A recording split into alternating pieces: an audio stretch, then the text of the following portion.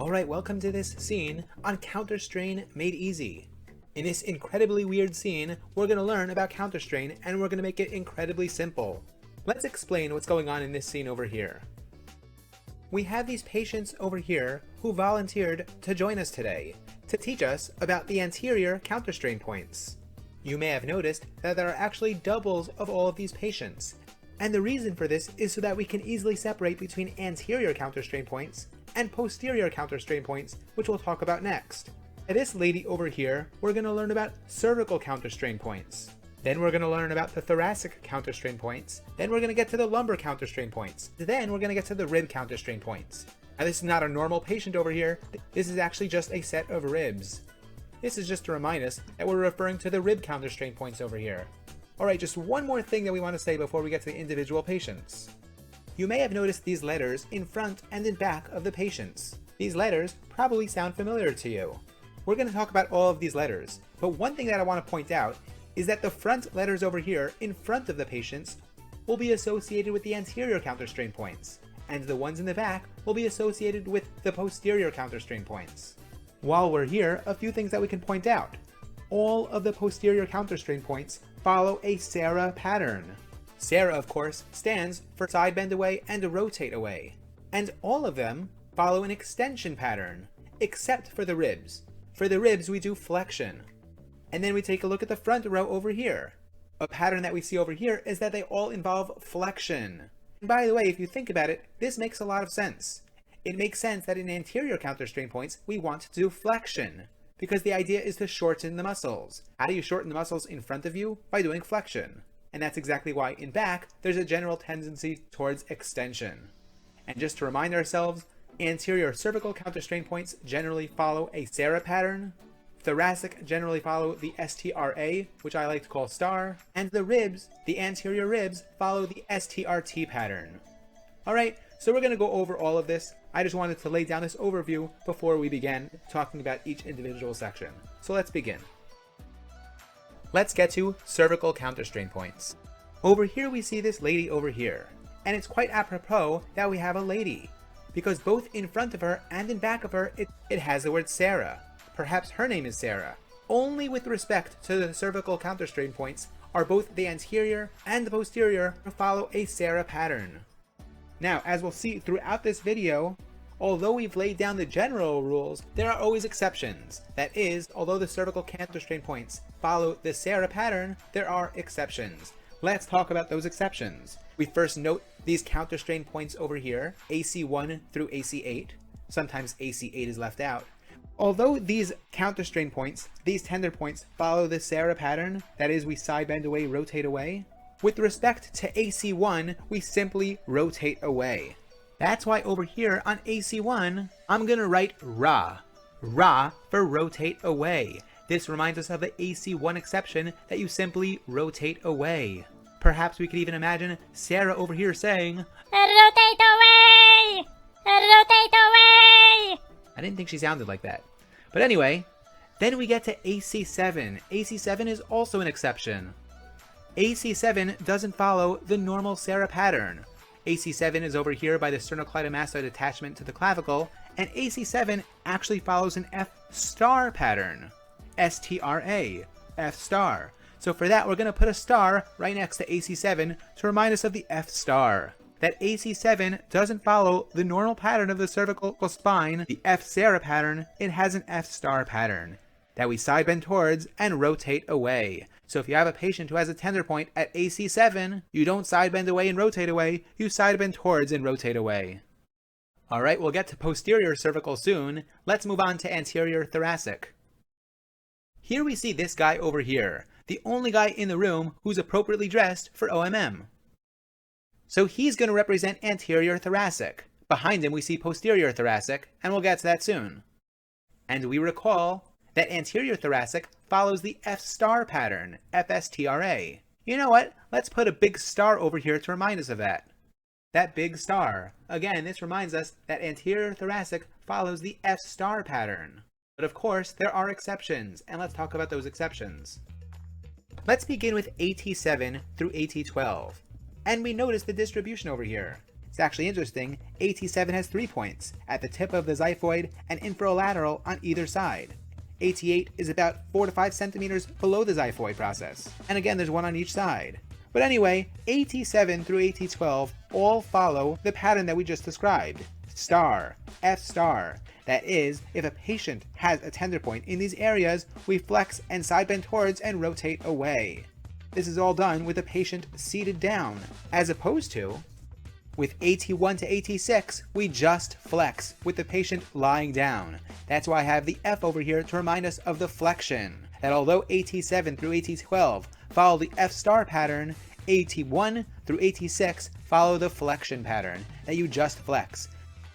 So far we've covered anterior cervical and anterior thoracic. Let's now cover anterior lumbar. And we have the letters over here, F sart.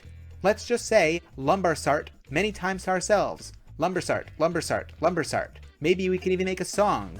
Lumbar sart, lumbar sart, lumbar sart, lumbar lumbar lumbar sart. This reminds us that anterior lumbar follows the sart pattern. Side bend away and rotate towards. And of course, since we're anterior, we're going to do flexion. Here we have this cute old man over here. Take a look at the link for the gracious artist who created him. He's going to represent anterior lumbar. Soon we're going to get to posterior lumbar. Let's take a look at the anterior lumbar counterstrain points. We see AL1 through AL5. AL1 is on the medial aspect of the ASIS. AL2 is on the medial aspect of the AIIS, whereas AL3 is on the lateral aspect of the AIIS. AL4 is on the inferior aspect, whereas AL5 is on the superior aspect of the pubic ramus, just lateral to the pubic symphysis. So remember, lumbar sart, lumbar sart. All of these follow the sart pattern. That is, side bend away, rotate towards. Just kidding, there are 2 exceptions. Let's talk about those 2 exceptions. AL1 doesn't follow the F sart pattern. It follows the F star pattern. Let's give this guy another star over here by AL1. He deserves a star for being so cute. But for our purposes, this star reminds us that AL1 follows F star. And another exception is AL5. AL5 doesn't follow the normal lumbar sart pattern, it follows the F Sarah pattern. How are we going to get Sarah here? Well, that would be highly, highly inappropriate, so we won't do that. We'll just recall that AL5 follows the F Sarah pattern. That is, we flex, side bend away, and rotate away. Right now, let's move on to ribs, anterior ribs. So again, for anterior ribs, we don't have a patient, we just have a set of ribs. This is just to remind us that we're talking about the ribs. And as we can see over here, the anterior ribs follow the FSTRT pattern.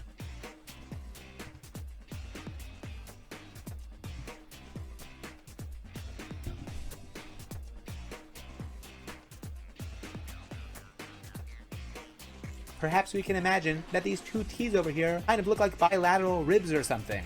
Whatever works for you, the point is the anterior ribs follow the FSTRT pattern. Let's take a look. Here we see the distribution of the anterior ribs counterstrain points. AR1 through AR10. AR1 is located inferior to the clavicle, right at this articulation. AR2 is located on the superior aspect of the second rib, in the mid-clavicular line. Whereas AR3 through AR10 are located on the anterior axillary line on the corresponding rib. This is easy. If you want to find AR4, just look for the 4th rib and look for the axillary line. So as we mentioned, the ribs follow the STRT pattern. The good news is there are no exceptions here. That is, for all of the ribs, you're going to flex, side bend towards, and rotate towards. Just keep in mind that for AR1 and AR2, we're going to have the patient lying down, whereas for AR3 to AR10, we're going to have the patient seated. Alright, so we've covered anterior counterstrain. Let's now move on to posterior counterstrain. Just to remind you, all posterior counterstrain points generally follow the Sarah pattern. Side bend away, rotate away. And in general, they're all extension, except for the ribs, which is flexion. So here we see the posterior cervical counterstrain points, and we see there are midline ones and lateral ones. As we mentioned, in general, the posterior cervical counterstrain points follow E Sarah, extension Sarah, side bend away, rotate away. But again, we have 2 annoying exceptions. For PC1, we're actually going to do flexion, which is why I've put this F over here by the posterior cervical PC1 midline point. Again, specifically by the midline PC1, we're going to have flexion. And the second exception that we want to point out is by PC3. PC3 midline. For this, we're actually going to have flexion, F Sarah. Flexion, side bend away, rotate away. Perhaps we could imagine Sarah in the back of a tree. Tree for 3, which reminds us that there's an exception on the posterior 3, or PC3, that there's going to be F Sarah. So again, in general, the posterior cervical follows extension, and the two exceptions are PC1 midline, which has purely flexion, and PC3, which has F Sarah. Alright, now for posterior thoracic. So if you recall, thoracic generally follows Sarah, extension Sarah, side bend away, rotate away. As for the lateral points, these are the exceptions. For these, we don't do pure extension Sarah, we do extension Sart. Extension, side bend away, rotate towards. Again, for the lateral ones, we're going to do E Sart, which I've written over here in big letters to make this very clear, that the posterior, lateral, thoracic counterstrain points follow the E Sart pattern. Extension, side bend away, rotate towards. Alright, almost done. Finally, we get to the posterior lumbar tender points.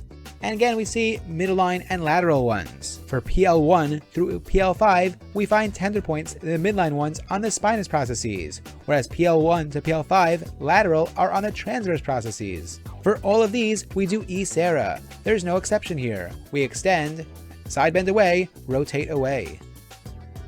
And last but not least, posterior ribs. Remember, ribs were the exception. They followed the F Sarah pattern. Flex, side bend away, rotate away. Let's take a look. Over here we have PR1 through PR10. Now again, these follow the F Sarah pattern with the one exception of PR1, that PR1 follows an E Sart pattern. Perhaps we can imagine ET over here, but he decided to change his name to Sart. I know what you're thinking, this looks nothing like ET. Well, that's because this ET over here is very smart.